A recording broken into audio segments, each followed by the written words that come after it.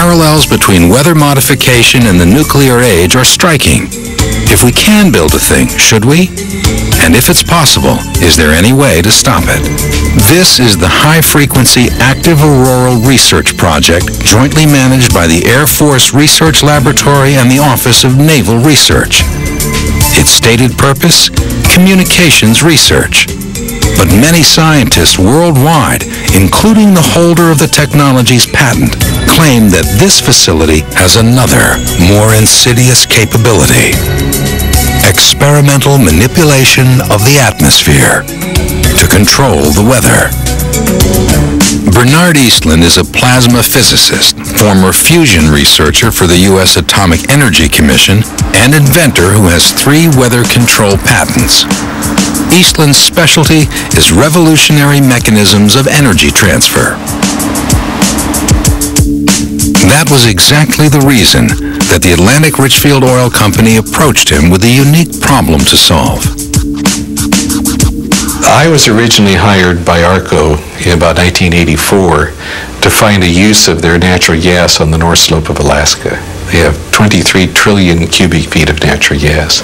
To put this in perspective, that's enough gas to power the entire American electrical grid for 1 year.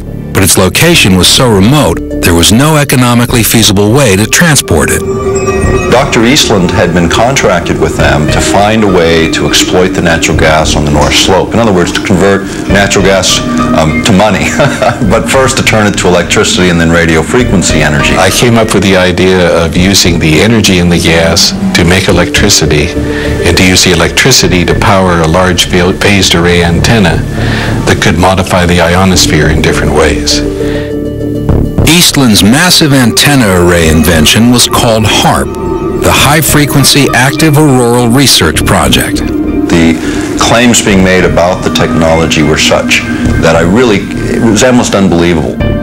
Although the HAARP antenna array looks unremarkable, its capabilities are not.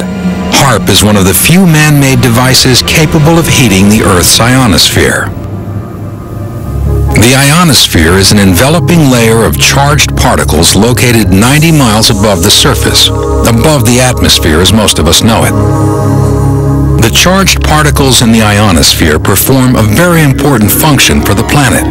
They deflect and absorb the solar wind, the toxic onslaught of deadly particles thrown at us by the sun. Without the ionosphere, life as we know it on Earth would perish.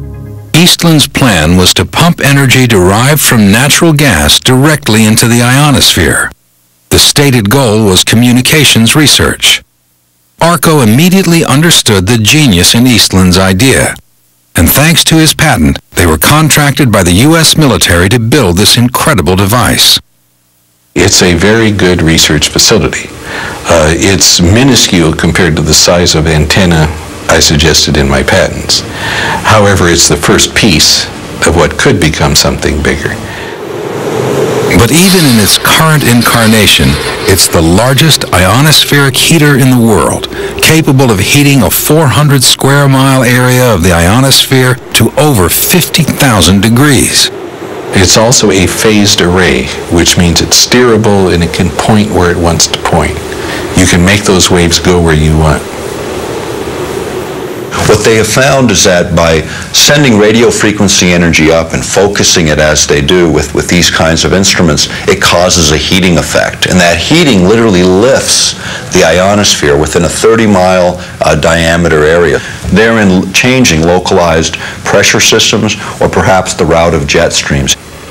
The idea of moving a jet stream is a phenomenal event in terms of man being able to do this. The problem is we cannot model the system adequately. Long-term consequences of ionospheric heating are unknown.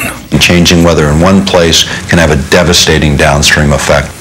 And HAARP has already been accused of modifying the weather. A year 2000 article in Scientific American pointed out that a strange shift in the jet stream directly over Gacona, Alaska, pushed colder air southward, causing a rare tornado outbreak in Florida.